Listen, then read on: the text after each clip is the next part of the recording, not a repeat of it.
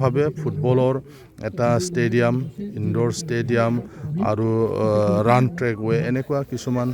যিবিলাক আছে এইটো খুব প্ৰয়োজনীয় বৰ্তমানৰ আৰু এইটো যদি হয় কোকৰাঝাৰৰ কাৰণে সুবিধাজনক হ'ব সকলোৱে গম পায় এতিয়া কোকৰাঝাৰ স্পৰ্টছৰ এটা হাব বুলি ক'লেও বেছি বঢ়াই কোৱা নহয় তো আমি ভাবোঁ এইটো ষ্টেডিয়াম হোৱাৰ লগে লগে কোকৰাঝাৰ খেলুৱৈসকলৰ যথেষ্ট ইয়াত সুবিধা হ'ব আৰু এইবিলাক থাকিলে যাতে নতুন প্ৰজন্মই যি ধৰণৰ